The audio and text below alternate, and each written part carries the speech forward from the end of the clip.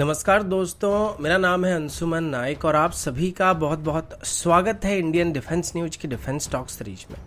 जहां पर हम रोज नए नए डिफेंस अपडेट्स के बारे में बात करते हैं। तो चलिए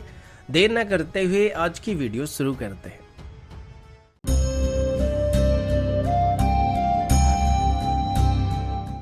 आज की पहली अपडेट ब्रह्मोस मिसाइल को लेके है। आप सब जानते हैं कि ब्रह्मोस मिसाइल भारत और रशिया के बीच एक जॉइंट वेंचर प्रोग्राम है, लेकिन इनिशियली जब ब्रह्मोस मिसाइल को तैयार किया गया था, इसमें ज्यादातर रशियन सिस्टम हुआ करते थे, लेकिन धीरे धीरे इन सिस्टम को इंडियन सिस्टम से रिप्लेस करना शुरू किया गया था और अभी ब्रह्मोस मिसाइल में इस्तेमाल होने वाले मैक्सिमम सिस्टम को भारत में मैन्युफैक्चर किया जाता है, जिनको पहले रशिया से इम्पोर्ट करना पड़ता था। और अभी भारत ब्रह्मोस मिसाइल के इंडोनेशियन प्रोग्राम में एक और कदम आगे बढ़ने वाला है और अभी ब्रह्मोस मिसाइल की वॉरेट सेक्शन को भी भारत में बनाने का फैसला किया गया। ये मेजर माइलस्टोन अभी मुनीशन इंडिया लिमिटेड की तरफ से हासिल किया जाने वाला है, जो कि अभी एक नई फैसिलिटी बना रही है,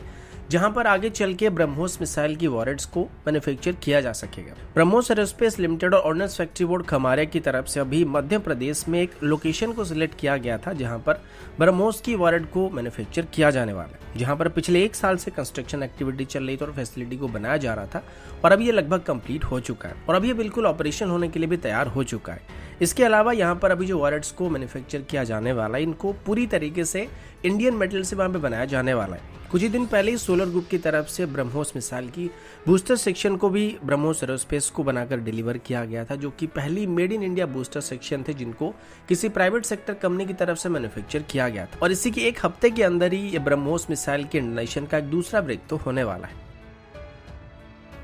अगला अपडेट एमका की तरफ से 1 या 2 दिन पहले ही इसको लेके किसी ने मुझे सवाल किया था कि एमका का क्या अपडेट है। वैसे देखा जाए तो अभी तक एमका को लेके कोई भी खास और नई अपडेट सामने नहीं आई थी। बाकी अगर इसकी डेवलपमेंट टाइमलाइन की बात करें तो इसकी इनिशियल डिजाइन अभी कंप्लीट हो चुकी है और इसकी कॉम्प्रिहेंसिव डिजाइन फेज शुरू किया जा चुका है, जिसको इसी साल के अंदर कंप्लीट कर दिया जाएगा। फिर अगले साल की पहले क्वार्टर के अंदर इसको कंप्लीट कर दिया जाएगा, यानी कि कुल मिलाकर एमका के इनिशियल प्रोटोटाइप्स को भी मैन्युफैक्चर किया जा सकता है और उसके लिए अभी हमारी सभी डेवलपमेंट पूरा हो चुका है। लेकिन बीच में बस एक ही रुकावट आ रही है और वो ये है कि अभी तक गवर्नमेंट की तरफ से एमका को मैन्युफैक्चर करने के लिए और इनकी प्रोटोटाइप्स को बनाने के लिए अप्रूवल नहीं दिया जा रहा, जिसके बिना एचएल इनकी प्रोटोटाइप्स को मैन्युफैक्चर नहीं कर सकती है। अब इनिशियली इसके लिए एक एस्टिमेशन किया गया था, जिसमें एचएल की तरफ से गवर्नमेंट से 15,000 करोड़ का डिमांड किया गया था, जिसके अंदर वो एमका की इनिशियल 5 प्रोटोटाइप्स और कुछ प्री प्रोडक्शन यूनिट को बनाने वाले थे। लेकिन अभी तक गवर्नमेंट की तरफ से इसके लिए फंड्स को सैंक्शन नहीं किया गया, जो कि एमका की डेवलपमेंट को आगे बढ़ाने में सबसे बड़ी दिक्कत हो रही है।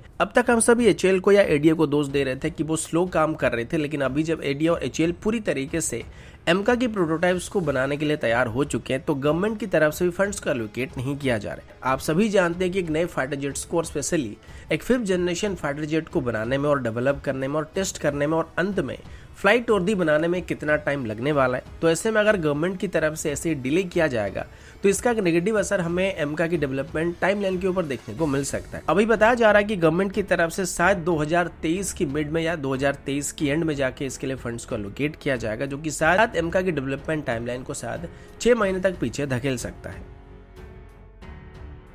अगला अपडेट पिनाका रॉकेट्स को लेके। कल ही हमने इसके बारे में बात किया था कि आर्मेनिया की तरफ से भी भारत से पिनाका रॉकेट के लिए ऑर्डर को प्लेस किया गया था, जिसकी कीमत करीब 2000 करोड़ के आसपास की थी। लेकिन तब ये बताया नहीं गया था कि इसमें आर्मेनिया की तरफ से पिनाका रॉकेट की कौन सी वेरिएंट को खरीदा जा रहा था और कितने रेजिमेंट खरीदे गए थे।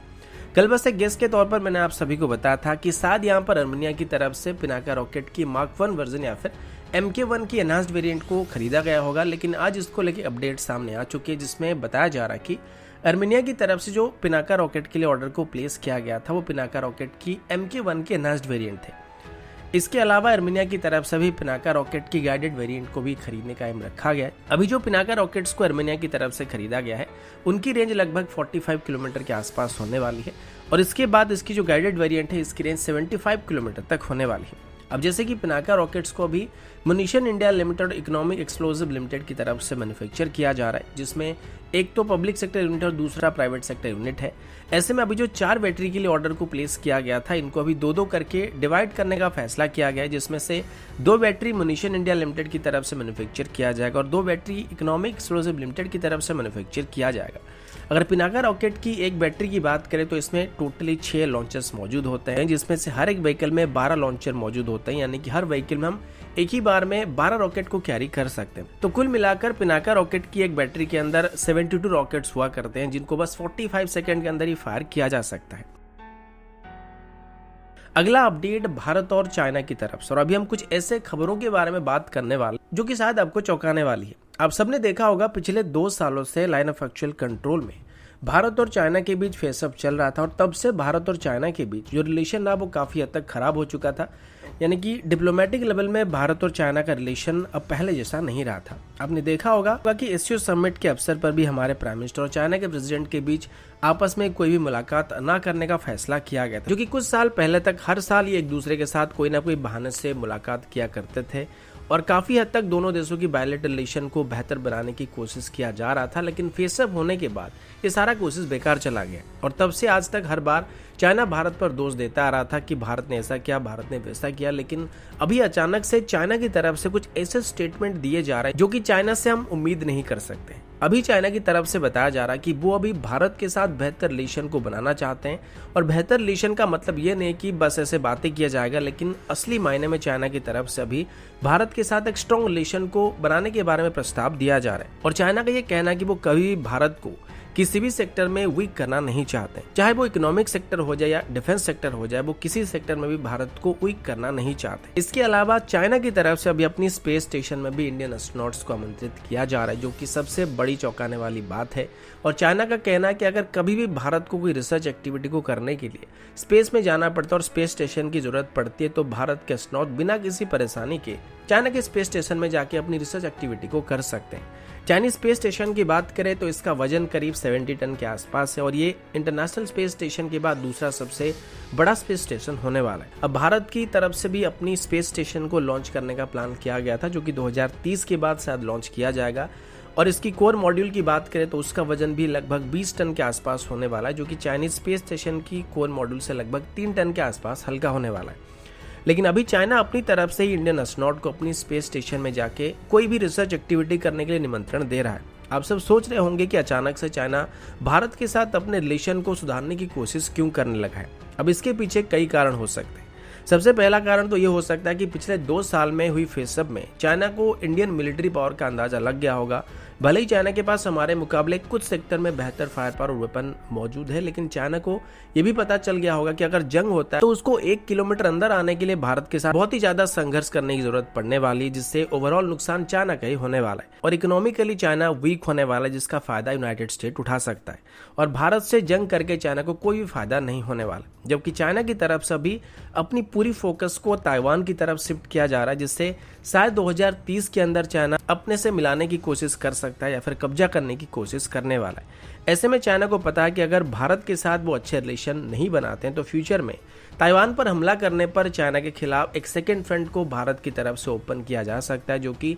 चाइना को अपनी फोर्स को ईस्ट और वेस्ट दोनों साइड में डिवाइड करने के लिए मजबूर कर देंगे। और अगर चाइना ताइवान पर हमला करता है तो उसको सिर्फ वहां पर ताइवान ही नहीं बल्कि यूएस और जापान का सामना भी करना पड़ सकता है। और ऐसे में अगर एक 2 फ्रंट का सामना चाइना को करना पड़ा तो ये चाइना के लिए बहुत ही मुश्किलें पैदा कर सकती है। तो ओवरऑल इन सभी का हिसाब लगाने के बाद चाइना अभी दिमाग से काम करने की कोशिश कर रहा है कि अगर वो भारत के साथ अभी अच्छे रिलेशन को बनाते हैं तो वेस्ट में उनको कोई खतरा नहीं रहेगा, जिस वजह से वो अपना पूरा फोकस ताइवान के ऊपर लगा सकते हैं। और रशिया और यूक्रेन के बीच हुई लड़ाई के बीच चाइना को ये पता लग गया होगा कि अगर रशिया को यूक्रेन के ऊपर कब्जा करने में इतना मुश्किल हो रहा है तो उसको भारत पर हमला करने में क्या क्या नतीजा फेस करना पड़ सकता है। इसी वजह से वो अभी धीरे धीरे सॉफ्टवेयर साइड में जाने की कोशिश करें और भारत के साथ अपने रिलेशन को बेहतर करने की कोशिश करें। लेकिन ये भी चाइना का असली रूप नहीं होने वाला है, क्योंकि जैसे ही ताइवान पर चाइना कब्जा कर लेगा और ईस्ट साइड में चाइना के पास कोई मुश्किलें नहीं रहेंगे तो उसके बाद चाइना का पूरा फोकस वापस लद्दाख और अरुणाचल साइड में शिफ्ट हो सकता है और फिर से भारत और चाइना के बीच विवाद शुरू हो सकता है, क्योंकि चाइना पर कभी भी भरोसा नहीं किया जा सकता है। तो दोस्तों अभी के लिए इतना ही, मिलता हूँ आपसे अगली वीडियो में, तब तक के लिए जय हिंद, वंदे मातरम।